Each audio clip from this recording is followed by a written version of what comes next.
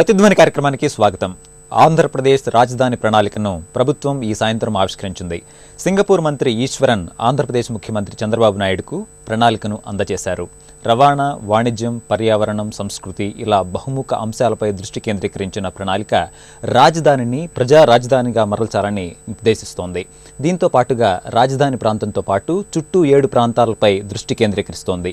ఇటు ఉపాధి అంశాలపై కూడా ప్రణాళిక ప్రత్యేకమైనటువంటి దృష్టిని కేంద్రీకరిస్తోంది. కేవలం ప్రణాళిక రచనలో మాత్రమే కాకుండా ప్రణాళికని అమల్లో కూడా సింగపూర్ ప్రభుత్వాన్ని ఆహ్వానిస్తున్నామని ముఖ్యమంత్రి ప్రకటించారు. మొత్తం మీద బృహత్తర ప్రణాళిక ఎలా ఉంది, ఇది ఎలాంటి రాజధానిని నిర్మించబోతోంది అన్న అంశాలపై ప్రతిధ్వని చర్చను చేపట్టింది. చర్చలో పాల్గొంటున్న ప్రముఖులు: జూపూడి ప్రభాకర్ రావు గారు, తెలుగుదేశం అధికార ప్రతినిధి, శాసనమండలి మాజీ సభ్యులు; పివి రావు గారు, పెన్నార్ ఇంజనీర్డ్ బిల్డింగ్ సిస్టమ్స్ ఎండి, మౌలిక రంగ నిపుణులు; టి లక్ష్మీనారాయణ గారు, రాజకీయ సామాజిక విశ్లేషకులు; లంకా దినకర్ గారు, ఆర్థిక సామాజిక విశ్లేషకులు.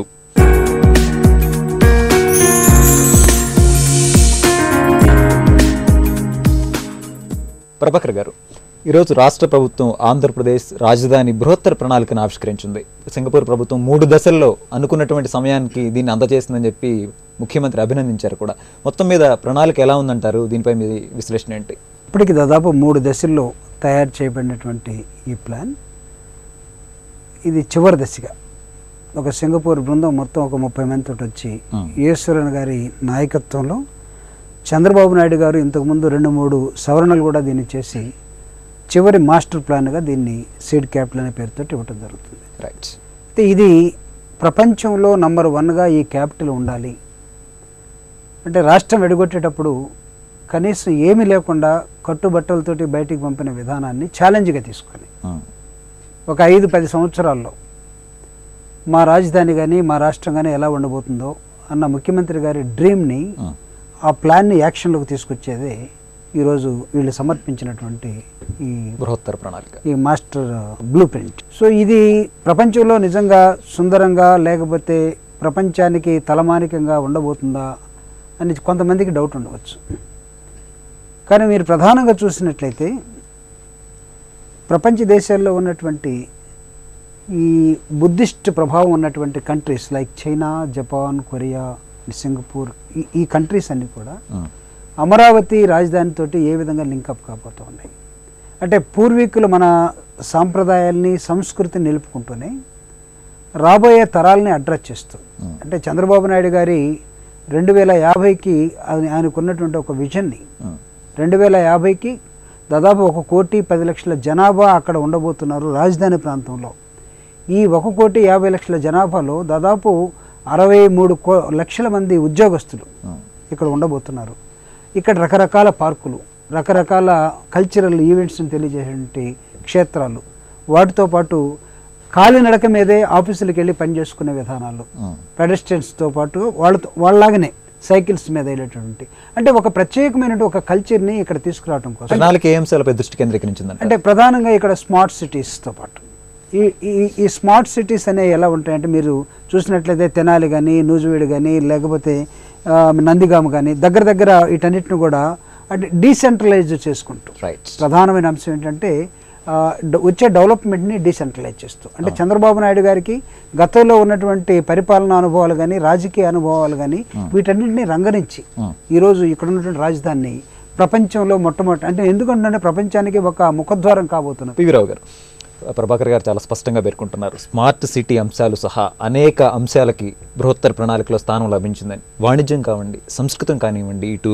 పర్యాటకలకు సంబంధించినటువంటి అంశాలు కానివ్వండి, ఎన్ని అంశాలు బృహత్తర ప్రణాళికలో ఉన్నాయని చెప్పి అంటున్నారు. మరి ప్రణాళికను మీరు ఎట్లా చూస్తారు? ముఖ్యంగా స్మార్ట్ అంశాలపై మీ స్పందన ఏంటి? చంద్రబాబు నాయుడు గారికి ఉన్న ట్రాక్ రికార్డ్ కానీ, ఆయనకున్న విజన్ కానీ, ఒక డ్రీమ్ చేయగలగటం. ప్రతి మనిషి ఏం జరగబోతుంది అనేది ముందు డ్రీమ్ చేయగలగటం అనేది చాలా, దానికి ధైర్యం కావాలి, కరేజ్ కావాలి. దానికి బాగా అంత ధైర్యం ఉన్న మనిషి, కరేజ్ ఉన్న మనిషి ఆయన.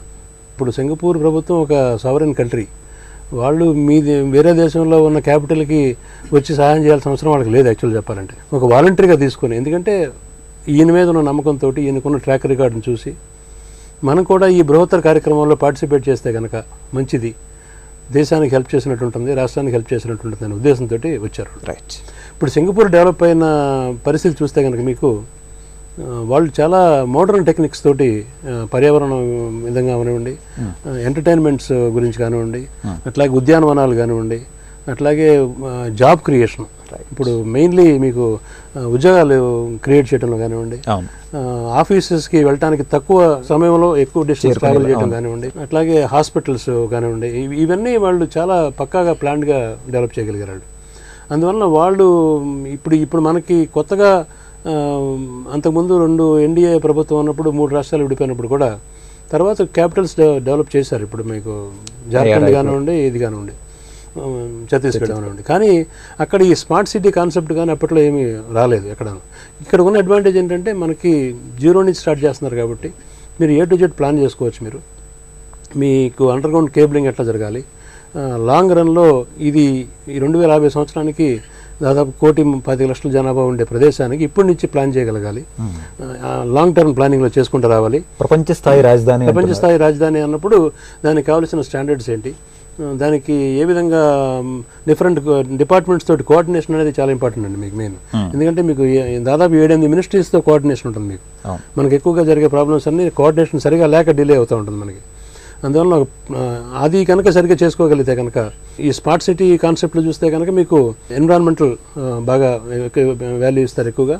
తర్వాత ఇందాక ప్రభాకర్ గారు చెప్పినట్టు సైక్లింగ్ కానివ్వండి, పెడెస్ట్రియన్స్కి కూడా వాళ్ళకు కూడా పార్కులు కూడా ఇవ్వటం.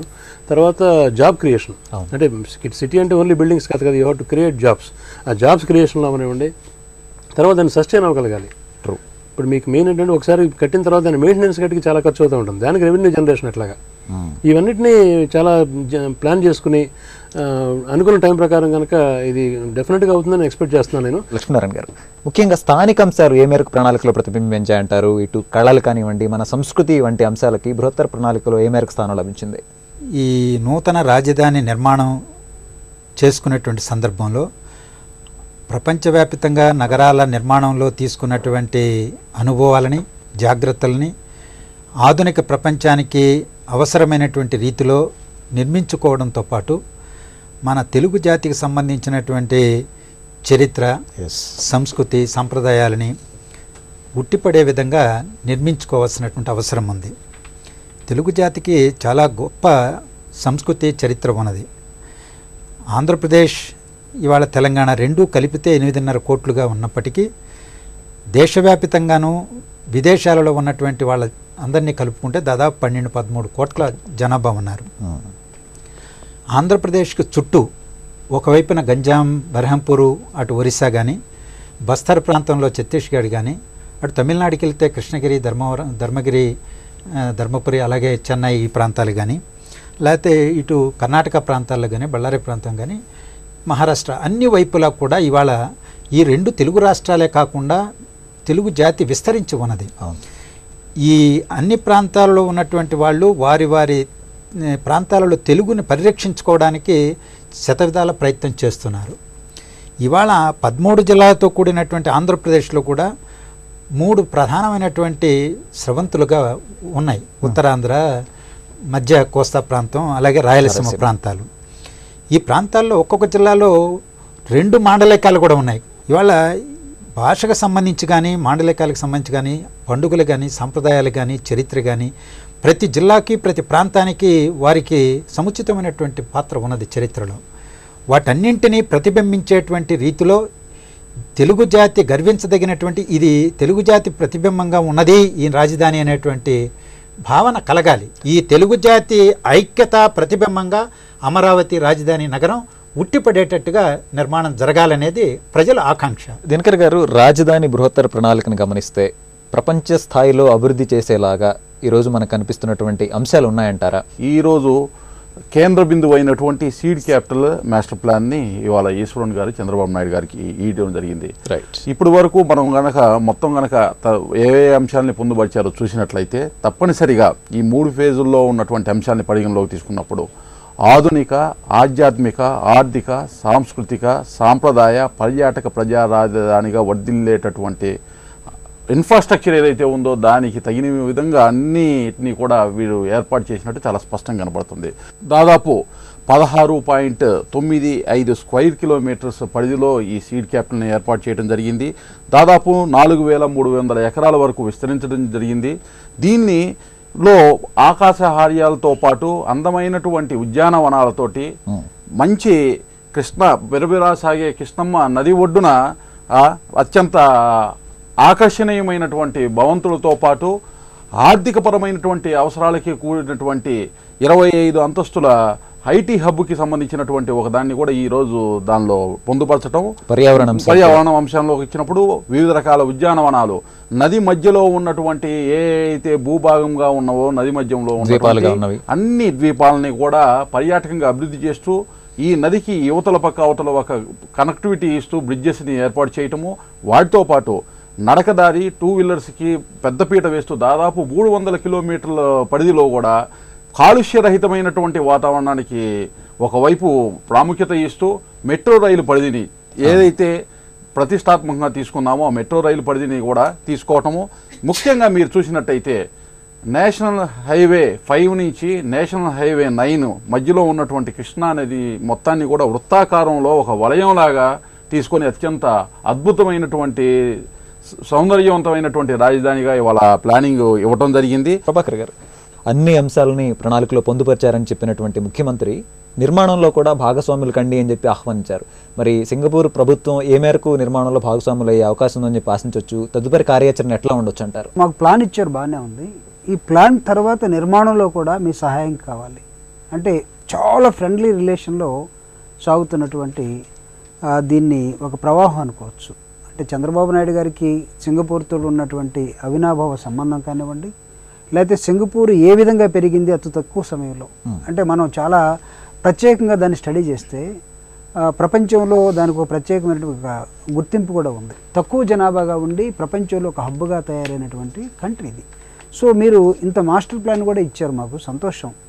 మేము నిజంగా మాకు ఏమి లేని చోట మీ ఫ్రెండ్లీ హస్తం ఏదైతే ఉందో ఇది చాలా బాగుంది. కానీ ఇక్కడి నుంచి కూడా మీ సహాయం కావాలని ముఖ్యమంత్రి గారు కోరటం, వాళ్ళు కూడా అందించడానికే సిద్ధపడటం, ఇవి చూసినప్పుడు విన్ విన్ సిచ్యువేషన్. ప్రపంచంలో ఉన్నటువంటి సౌత్ ఈస్టర్న్ కంట్రీస్ అన్నీ కూడా రేపు ఆంధ్రప్రదేశ్ నిర్మాణంలో ఖచ్చితంగా భాగస్వాములు అవుతారు.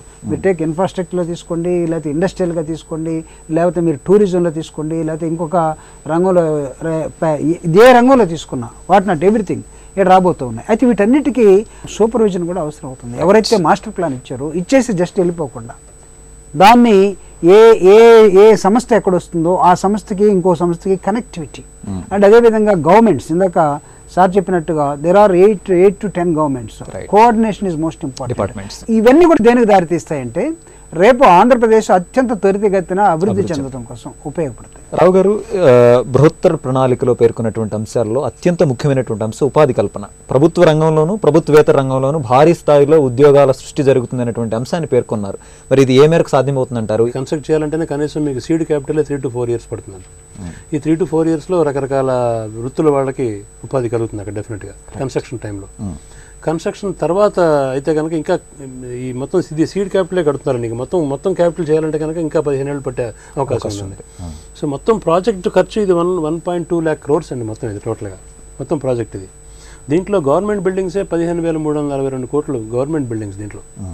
తర్వాత సంవత్సరానికి 6,000 కోట్ల రూపాయలు చొప్పున 15 సంవత్సరాలు దీన్ని ఖర్చు పెట్టాలి. దీనికి 6,000 కోట్ల రూపాయలు సంవత్సరానికి.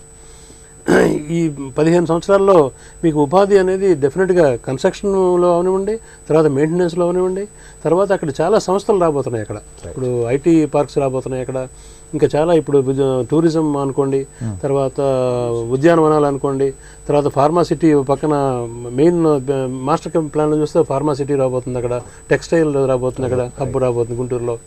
సో వీటన్నిటికీ కూడా ఫండ్స్ డెఫినెట్గా ప్రొవైడ్ చేయాల్సిన అవసరం ఉందండి.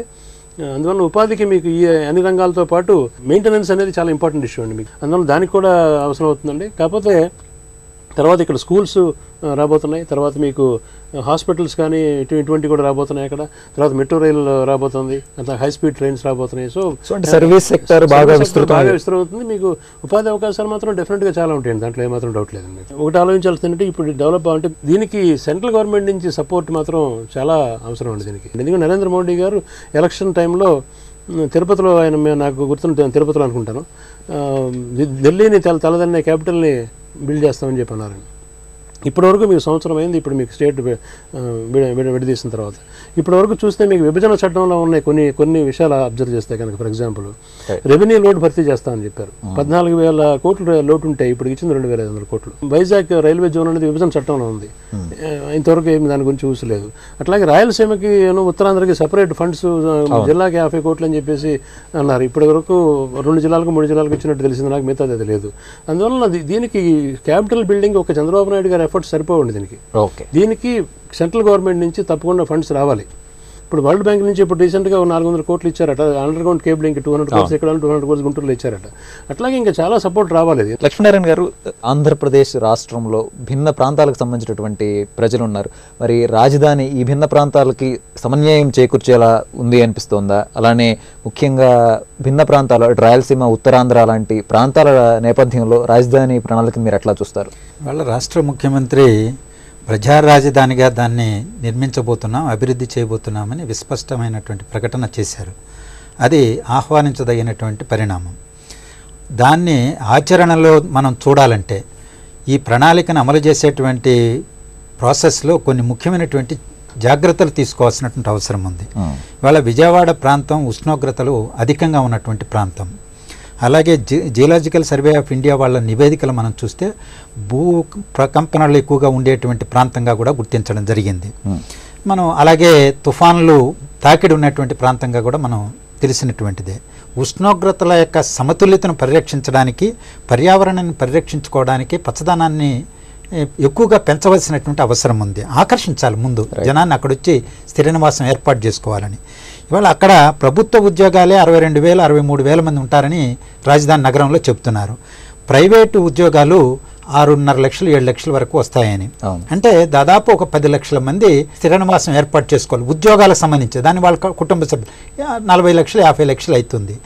వీళ్ళందరూ కూడా అటు వెనుకబడినటువంటి రాయలసీమ ప్రాంతం నుంచి, ఉత్తరాంధ్ర ప్రాంతం నుంచి మొత్తంగా నా రాజధానిని అక్కడ పోయి ఉద్యోగాలు ఉపాధి కల్పించుకొని అక్కడ వ్యాపార లావాదేవీలు చేసుకుంటూ అక్కడ స్థిర నివాసం ఏర్పాటు చేసుకోవాలి. అంటే మధ్యతరగతి, దిగువ మధ్యతరగతి, పేదవాడు కూడా నివసించగలిగినటువంటి స్థితిలో అక్కడ భూముల ధరలు కానీ నివాసాలు కానీ లభ్యత ఉండాలి, ఇళ్ళు నిర్మించుకునేటువంటి స్థితి ఉండాలి. ఇది అన్ని ప్రాంతాలకు సంబంధించినటువంటి నగరంగా, సామాన్యుడి యొక్క నగరంగా, నాది అనేటువంటి భావనతో అక్కడికి వెళ్ళి పని చేసుకుంటూ స్థిర నివాసం ఏర్పాటు చేసుకోవడానికి వీలైనటువంటి వాతావరణం సృష్టించాలి. దానికి ఇవాళ గవర్నమెంట్ చంద్రబాబు గారు ఇంతకుముందు చెప్పాడు, 25,000 ఎకరాలు ప్రభుత్వ భూమి ఉంది, 32,000 ఎకరాలు రైతుల నుంచి సేకరించాం, 45,000 ఎకరాలు కేంద్ర ప్రభుత్వం అటవీ శాఖ నుంచి ఇవ్వడానికి సిద్ధమైంది.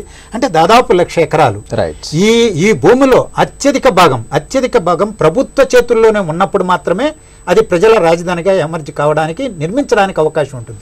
మౌలిక సదుపాయాలు ఏవేవైతే రాజధాని నిర్మాణానికి కానీ, ప్రభుత్వ కార్యాలయాలు కానీ, హాస్పిటల్ కానీ, విద్యాలయాలు కానీ, రీసెర్చ్ కేంద్రాలు కానీ, రక్షణ అవసరాలు కానీ వాటిని వాడుకుంటూనే ప్రైవేటు బిజినెస్ని డెవలప్ చేయడానికి, ఇండస్ట్రీని డెవలప్ చేయడానికి కొంత రాజధాని చుట్టూ కాలుష్య రహిత పరిశ్రమలు మాత్రమే ప్రోత్సహించి వికేంద్రీకరణ సూత్రంతో వివిధ ప్రాంతాలలో అభివృద్ధికి నోచుకోవాలి. ఆ ప్రణాళిక ఆ పద్ధతిలో అమలు చేస్తేనే అది అట్ట అభివృద్ధి చెందుతుంది. దినకర్ గారు, ఇప్పటికే రాజధానికి సంబంధించినటువంటి భూమి పూజ పూర్తయింది, ఈరోజు ప్రణాళిక కూడా అందింది. ఇక ఆంధ్రప్రదేశ్ నూతన రాజధాని పనులు వేగవంతం అవుతాయని చెప్పి మనం ఆశించవచ్చా? మొత్తం మీద రాజధానికి సంబంధించినటువంటి పురోగతి భవిష్యత్తులో ఎట్లా ఉండబోతుంది అంటారు?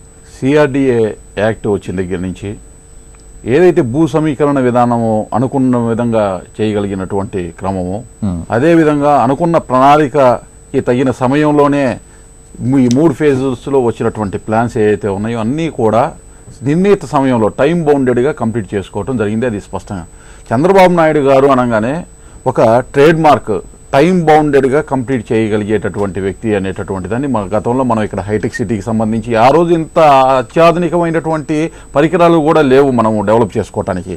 ఆ పరిస్థితుల్లో నుంచి ఏ విధంగా మనం ఇక్కడ హైదరాబాద్ని క్రియేట్ చేసుకున్నాం అనేది ఒక బెస్ట్ ఎగ్జాంపుల్గా ఉంది. దాని నుంచి వెళ్ళినప్పుడు కాలుష్య రహిత రాజధానిగా తీర్చిదిద్దే ప్రయత్నంగా హరిత వనాలకి 40% ఏర్పాటు చేశారు. అంటే అక్కడ ఉన్నటువంటి వేడి తీవ్రతను కూడా కన్సిడరేషన్లో తీసుకోవడం జరిగింది. వ్యర్థ పదార్థాలను శుద్ధి చేసి దాన్ని రీసైక్లింగ్ విధానాల ద్వారా వాడుకోవటము, వాటర్ రీసైక్లింగ్, అలాగే ఎలక్ట్రిసిటీకి కూడా వ్యర్థ పదార్థాల నుంచి తయారు చేసేదాన్ని నుంచి ఎలక్ట్రిసిటీని తయారు చేయడానికి అక్కడ ఉపయోగించుకోవడానికి ఉండేటటువంటి ప్రణాళికలు చూస్తున్నాము. అదేవిధంగా under ground cabling, water supply కూడా అండర్ గ్రౌండ్లో నడుస్తుంది. మీకు ఏదైనా ఇబ్బంది వచ్చినా కూడా అండర్ గ్రౌండ్లోనే ఆ వాటర్ మళ్ళీ ఎలక్ట్రిసిటీకి సంబంధించినటువంటి ట్రాన్స్పోర్టేషన్ వాళ్ళు వెళ్ళి రెక్టిఫై చేసే విధంగా ఒక అద్భుతమైన ఆధునిక టెక్నాలజీ తోటి ఈ దేశంలోనే మొట్టమొదటిసారిగా మనం అక్కడ ఏర్పాటు చేసుకునేటటువంటి ప్రయత్నం కనబడుతుంది. దీంతోపాటు కొండవీటి వాగు నుంచి వచ్చేటటువంటి వాటర్ అనేది ఎప్పుడు కూడా ఆ ప్రాంతంలో ఉన్నటువంటి ఇబ్బందికరమైనటువంటి అంశాన్ని పరిగణలోకి తీసుకొని ఆ వాటర్ని 1200 ఎకరాల్లో ఒక లేక్ని ఒకదాన్ని క్రియేట్ చేసి ఈ వాటర్ని ఏదైతే ఉందో ఒక సిస్టమేటిక్గా ఛానలైజ్ చేసి ఆ వాగు పరివాహక ప్రాంతంలో కూడా పచ్చదనంతో మంచి కట్టడాలని ఏర్పాటు చేయాలనే ప్రయత్నం జరుగుతుంది. ఆ కొండవీటి వాగుతోటి ఏర్పాటు చేసినటువంటి ఏదైతే లేకుందో దాన్ని మళ్ళీ కృష్ణా రివర్లోకి లింకింగ్ ఇచ్చి వాటర్ రీసైక్లింగ్ కూడా చేసేటటువంటి ప్రయత్నం ఏదైతే ఉందో చాలా అద్భుతంగా ఉంది. పబ్లిక్ ప్రైవేట్ పార్టిసిపేషన్లో మొత్తం కూడా కంప్లీట్ చేసే విధంగా అడుగులు వడివడిగా ముందుకు వేస్తూ ఉన్నారు. అదేవిధంగా మనం చూసినట్టయితే ఏపీ ఆర్థిక వ్యవస్థకి ఒక రైల్ ఇంజన్గా ఈ ప్రాంతం మారబోతుంది. ఎందుకు చెప్తున్నానంటే ఇక్కడ మొత్తం కూడా ఫైనాన్షియల్ అండ్ సర్వీస్ సెక్టార్కి పెద్దపీట వేయడం జరుగుతుంది. ఆల్రెడీ విశాఖపట్నాన్ని మీరు వికేంద్రీకరణ అనే పాయింట్ దగ్గరికి వెళ్ళినప్పుడు విశాఖపట్నాన్ని ఫైనాన్షియల్ క్యాపిటల్గా డిక్లేర్ చేశారు. ఎందుకంటే అక్కడ ట్రాన్స్పోర్టేషన్ హబ్గా, అదేవిధంగా ఇండస్ట్రీస్, మ్యానుఫ్యాక్చరింగ్ ఓరియంటెడ్ ఇండస్ట్రీస్ మొత్తాన్ని కూడా నార్త్ ఆంధ్రాలో చేయాలి అనేటువంటి ఉద్దేశంతో విజయనగరం, శ్రీకాకుళం, విశాఖపట్నాన్ని అక్కడ తీర్చిదిద్దుతూ ఈ ప్రాంతంలో సర్వీస్ సెక్టార్ని డెవలప్ చేస్తారు. రెండింటినీ కూడా లింకింగ్ ఇచ్చుకునే విధంగా ట్రాన్స్పోర్టేషన్ ఫెసిలిటీస్ తప్పనిసరిగా భారతదేశ ఆర్థిక వ్యవస్థకి ఒక కొత్త మలుపు కాబోతుంది అమరావతి అనేటటువంటి ఆధునిక రాజధాని, ప్రజా రాజధాని అనేది నిస్సందేహం. ఆనాటి దేవేంద్రుని కళ అద్భుతమైనటువంటి అమరావతి రాజధాని అయితే నేటి చంద్రన్న కళ ఆధునిక పర్యాటక ఆర్థిక రాజధాని. ఇది నిజం. ప్రపంచ స్థాయి రాజధాని కావాల్సినటువంటి అన్ని అంశాలు బృహత్తర ప్రణాళికలో ఉండడం అభినందనీయమని చర్చలో పాల్గొన్న వక్తలు అభిప్రాయపడుతున్నారు. ఇప్పటికే బృహత్తర ప్రణాళికలో భాగస్వామ్యం పంచుకున్నటువంటి సింగపూర్ ప్రభుత్వం ఇటు రాజధాని నిర్మాణంలో కూడా భాగస్వామ్యం అయ్యే అవకాశాలు ఉన్నట్లుగా తెలుస్తోంది. మొత్తం మీద ఇటు రాజకీయ యంత్రాంగం, అధికారుల చిత్తశుద్ధితో పాటు కేంద్ర ప్రభుత్వ సహకారంతో ఆంధ్రప్రదేశ్ కలల రాజధాని సాకారం అవుతుందని నిపుణులు అభిప్రాయపడుతున్నారు. ఇది నేటి ప్రతిధ్వని. నమస్కారం.